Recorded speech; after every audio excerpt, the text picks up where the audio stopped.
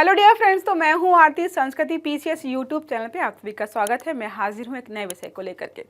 आज की हमारी न्यूज है मध्य प्रदेश से। मध्य प्रदेश राज्य सरकार ने 17 शहरों पर यहाँ पर शराबबंदी की घोषणा की है या करने वाली है। तो हम यहाँ पर देखेंगे कौन कौन से स्थल हैं और शराबबंदी करने के पीछे उन्होंने तर्क क्या दिया है। क्योंकि यहाँ पर एक बात सामने निकल करके आई है, जहाँ पर शराबबंदी हो रही है वो सारे जो है धार्मिक स्थल हैं। मोहन जी की सरकार है, मोहन यादव की सरकार है, वहाँ पर जो है लगातार नए नए कामों को लेकर चर्चा की जा रही है। तो यहाँ पर देखेंगे भाई जो शराब की दुकानें हैं उनका क्या होगा, उनसे जो राजस्व की प्राप्ति हो रही है तो उसका नुकसान भी होगा। तो शराब की दुकानों की नीलामी भी होने वाली है, उससे कितना पैसा आएगा और राजस्व जो इनको नहीं मिलेगा अब उसकी जो है भरपूर्ति कैसे करने वाले हैं, इन सभी मुद्दों पर चर्चा करेंगे। इसके अलावा भी कुछ आर्टिकल्स को यहाँ पर हम समझने का प्रयास करेंगे। तो आर्टिकल हमारा है मध्य प्रदेश के 17 धार्मिक शहरों और कस्बों में पूर्ण शराबबंदी होने वाली है। कहां कहां पर होगी ये भी आपको बता दूंगी मैं, और किस उपलक्ष्य में यह मीटिंग हो रही है जिसकी वजह से ये निर्णय लिए जा रहे हैं, ये सब समझेंगे हम। तो एक चीज हमारे यहाँ पर है कि 26 जनवरी गणतंत्र दिवस 76वां मनाया जाने वाला है। उसका जो है हम ऑफर लेकर क्या है, मोर देन 50% ऑफ मिलेगा। जो भी यूपीएससी की तैयारी करना चाहते हैं, खासकर लाइव कोर्सेज के माध्यम से, उनको यहाँ पर है कि यूपीएससी का जीएस का प्री प्लस मेंस का कोर्स आपको आफ्टर डिस्काउंट मात्र 55,000 में मिल जाएगा। और यूपीएससी जीएस के साथ अगर सी सेट भी चाहिए तो वो 60,000 में मात्र 5,000 रुपये एक्स्ट्रा आपके लगने वाले हैं। किसी को यह है कि लाइव क्लासेस नहीं देखनी है, मुझे वीडियो कोर्स चाहिए, तो वीडियो कोर्स भी हमारे पास उपलब्ध है, मात्र 50,000 में मिल जाएगा। जितने भी कोर्स हैं ये 26 जनवरी से लेकर 30 जनवरी तक ये ऑफर रहने वाला है।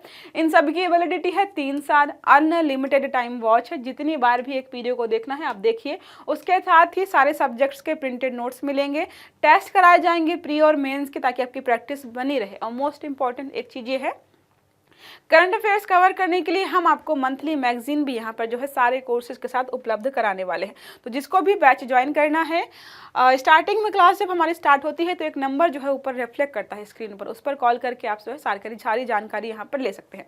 अब आते हैं हमारे वापस आर्टिकल पर। क्या लिखा है, कैबिनेट बैठक में अभी होने वाली है, मोहन यादव सरकार नई आबकारी नीति पर भी मुहर लगाएगी। इस नीति पर कई दौर की चर्चा के बाद मुख्यमंत्री मोहन यादव जो है शराबबंदी का फैसला किया है। इन्होंने फैसला किया है कहां कहां पर, मतलब इन्होंने 17 धार्मिक जगह ऑलरेडी बता दी है जहां पर जो है बैन करने वाले हैं। अब कुछ पे होगी कुछ पे नहीं होगी, इस पर जो है फाइनल चर्चा होने वाली है। इसके अलावा शराब की दुकानों की नीलामी भी यहाँ पर की जाएगी। उससे जुड़ी शर्तों को भी यहाँ पर देखने को मिलेगा कि कैसे होगा। अब देखो अचानक से बंद कर दिया है तो हर शहर में जो है शराब की दुकानें हैं, अब वो कैसे मैनेज होंगी, कैसे बिकेंगी, कौन खरीदेगा, वो शराब कहाँ जाएगी, कैसे मैनेज। अब देखो 17 शहरों में है, इसका मतलब पूरे एमपी में नहीं है, कुछ कुछ एमपी के शहरों में जो है मिलेगी। तो यहाँ पर सारी चीजों को हम देखने वाले हैं। कैबिनेट मीटिंग की जगह और महत्व क्यों महत्वपूर्ण है, देखो यहाँ पर जो हो रहा है वो ठीक है, लेकिन कैबिनेट जो मीटिंग हो रही है वो कहाँ पर हो रही है और यहाँ पर क्यों हो रही है, इसके पीछे बहुत ज़्यादा बड़ा कारण है। तो आज की कैबिनेट बैठक खरगोन के महेश्वर में होगी, जो देवी अहिल्याबाई की 300वीं जयंती के उपलक्ष्य में आयोजित हो रहा है। मोस्ट इंपॉर्टेंट क्योंकि 22 साल के बाद ये बैठक हो रही है। आज से पहले जो है लगभग 2003 में, उस समय जो है मुख्यमंत्री जो थी उमा भारती, उनके समय पर आयोजित हुई थी ऐसी बैठक या ऐसी चीज़ें मनाई गई थी। उसके बाद जो है लगातार चीज़ें अब्सेंट थी, अब मनाया जा रहा है। इसलिए जगह जरूरी है और कौन सी नंबर की जयंती है ये भी बहुत जरूरी है। शराबबंदी पर बड़ा फैसला लिया गया है। यहाँ पर अलग अलग जगहों पर लगभग 17 जगह जो है धार्मिक शहर हैं वहाँ पर बंद होने वाली है। अंतिम फैसला यहाँ पर जो है कैबिनेट बैठक में लिया जाएगा कि सच में होगा या नहीं होगा, मतलब कितनी जगहों पर सच में बैन हो गया। अब बात करें यहाँ पर कहाँ पर ये जो है बैन होने वाला है। उज्जैन, देखो यहाँ जो भी नाम देखोगे ना, यहाँ पर अच्छे खासे मंदिर हैं। उज्जैन है, ओरछा है, सलकनपुर है, चित्रकूट है, ओंकारेश्वर है, महेश्वर है, मैहर है, अमरकंटक है, मंदसौर है के पशुपतिनाथ मंदिर क्षेत्र में लागू किया जाने वाला है। अब देखो बात करें यहाँ पर तो उज्जैन में जो है ज्योतिर्लिंग है, ओंकारेश्वर में भी ज्योतिर्लिंग है, मैहर में जो है शक्तिपीठ हमारी एक है, ओरछा में जो है राजा राम मंदिर बना हुआ है, महेश्वर में प्रसिद्ध धार्मिक स्थल हैं बहुत सारे, अमरकंटक जो है नर्मदा नदी का उद्गम स्थल माना जाता है, तो धार्मिक स्थल अपने आप में वो भी हो जाता है। इसलिए जो है इन्हीं शहरों को जो है सिलेक्ट किया गया है। इन्हीं शहरों के आसपास जो है जो भी शराब की दुकानें वो सारी बंद होने वाली है। ये मैप लगा दिया है, फिजिकल मैप मध्य प्रदेश का। आप जिसको ढूंढना है कौन सी जगह कहाँ पर है ढूंढते रहिएगा, ठीक है। अब जब बात करते हैं यहाँ पर कि 300वीं जो है तरीके से बनाई जा रही है। तो देवी अहिल्याबाई का योगदान क्या रहा है, तो हमारे जो इतिहास में बहुत महत्वपूर्ण महिला रही हैं ये, तो हमें थोड़ी बहुत जानकारी उनके बारे में होनी चाहिए। और मध्य प्रदेश का पीसीएस वगैरह जब आता है तो स्टेट स्पेसिफिक क्वेश्चन बहुत सारे पूछे जाते हैं, तो उनमें ऐसे क्वेश्चन पूछे जा सकते हैं। देखिए लिखा है, देवी अहिल्याबाई का जीवन भारतीय इतिहास में एक प्रेरणा और उनकी 300वीं जयंती के मौके पर उनके योगदान को सम्मानित करने के लिए यहाँ पर सरकार विभिन्न योजनाओं का ऐलान करने वाली है। एक हमने पढ़ ली है, इसके अलावा भी बहुत सारे ऐलान किए जाएंगे, तो न्यूज़ को देखते रहिएगा। नहीं भी देखेंगे तो हम आपको बता देंगे कि क्या होने वाला है। ठीक है, महेश्वर में बैठक का ऐतिहासिक महत्व है। मैंने बताया आपको कि 2003 में इसके पहले जो है बैठक हुई थी, उसके बाद लगातार कोई बैठक नहीं हुई। 22 साल का गैप यहाँ पर देखने को मिला है, इसके लिए बहुत ज़्यादा इंपॉर्टेंट हो जाता है। अब बात करें इनके जन्मस्थली की प्रारंभिक जीवन की, तो जन्म इनका हुआ है 31 मई 1725 में। वैसे तो ये जो है चुड़ाला महाराष्ट्र, मतलब महाराष्ट्र से बिलोंग करती थी, मराठा परिवार से थी, लेकिन इनका विवाह जो है इंदौर में हो गया। इसकी वजह से जो है वो जगह बहुत इंपॉर्टेंट हो जाती है। उनका असली नाम है अहिल्याबाई। महाराष्ट्र के नीलांबरी गांव की निवासी थी। उनके पिता का नाम मुर्तजा ये साजी राव जी था। ठीक है, मराठा थे, तो ये राव से कुछ आपको याद आ रहा होगा। विवाह और होलकर परिवार में हो गया इनका बाद में, तो क्या है, इनका विवाह हुआ कृष्णाजी होलकर से। इसके बाद जो है इंदौर के होलकर राज्य के ये शासक थे, तो वहाँ की शासिका बनी उनकी मृत्यु के बाद। 1778 में इनके पति की मृत्यु हो गई, तो जो राज्य का काम था, सत्ता संभालने का काम था, इन्होंने खुद अपने हाथ में ले लिया।